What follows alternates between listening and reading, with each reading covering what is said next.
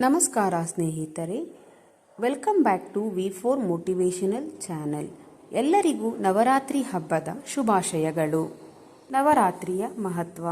ದುರ್ಗಾದೇವಿಯ 9 ರೂಪಗಳನ್ನು ಆರಾಧಿಸುವ ಪವಿತ್ರ ಹಬ್ಬವೇ ನವರಾತ್ರಿ. ಈ 9 ದಿನಗಳಲ್ಲಿ ಪ್ರತಿದಿನ ದೇವಿಯ ಬೇರೆ ಬೇರೆ ರೂಪಗಳನ್ನು ಪೂಜಿಸುವರು. ಪ್ರತಿದಿನ ದಿನಕ್ಕೆ ತಕ್ಕ ಬಣ್ಣ, ಪ್ರಸಾದ, ಸ್ತೋತ್ರ, ಪೂಜಾ ಕ್ರಮಗಳನ್ನು ಅನುಸರಿಸುವರು.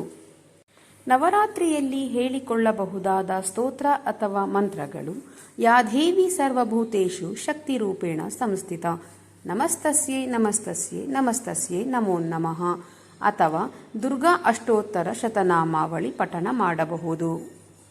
ನವರಾತ್ರಿಯ ಪ್ರತಿದಿನವೂ ದೇವಿಯ ಬೇರೆ ಬೇರೆ ರೂಪಗಳನ್ನು ಆರಾಧಿಸುವುದರಿಂದ ದೇಹ ಮನಸ್ಸಿಗೆ ಶಕ್ತಿ, ಕುಟುಂಬಕ್ಕೆ ಶುಭ ಹಾಗೂ ಜೀವನಕ್ಕೆ ಸಮೃದ್ಧಿ ದೊರೆಯುತ್ತದೆ.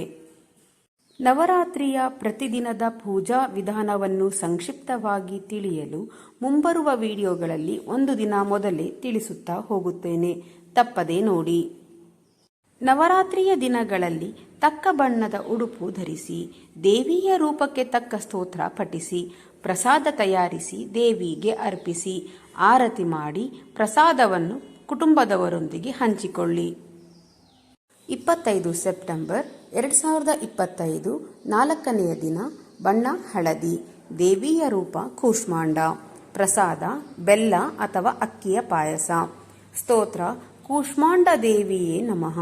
ಪೂಜಾ ವಿಧಾನ: ಅಕ್ಷತೆ, ಹಣ್ಣುಗಳ ಅರ್ಪಣೆ. ಕೂಷ್ಮಾಂಡ ದೇವಿಯ ಹಿನ್ನೆಲೆ: ಬ್ರಹ್ಮಾಂಡವನ್ನು ಸೃಷ್ಟಿಸಿದ ಶಕ್ತಿ, ಸೂರ್ಯಮಂಡಲದ ಮಧ್ಯದಲ್ಲಿ ವಾಸ ಮಾಡುವವರು. ಸ್ವರೂಪ: 8 ಕೈಗಳಿದ್ದು ಶಸ್ತ್ರಗಳು ಮತ್ತು ಅಮೃತ ಕಲಶ ಹಿಡಿದಿದ್ದಾರೆ.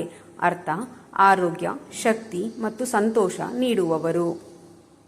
ಸ್ನೇಹಿತರೆ, ನವರಾತ್ರಿಯ ಪೂಜಾ ವಿಧಾನವನ್ನು ಸಂಕ್ಷಿಪ್ತವಾಗಿ ತಿಳಿಯಲು ಈಗಲೇ ನನ್ನ ಚಾನಲ್ ಅನ್ನು ಸಬ್ಸ್ಕ್ರೈಬ್ ಮಾಡಿಕೊಳ್ಳಿ. ನವರಾತ್ರಿಯ ಸಂಪೂರ್ಣ ಪೂಜಾ ವಿಧಾನ: ಬಣ್ಣ, ಪ್ರಸಾದ, ನೈವೇದ್ಯ, ಫಲ. ಧನ್ಯವಾದಗಳು.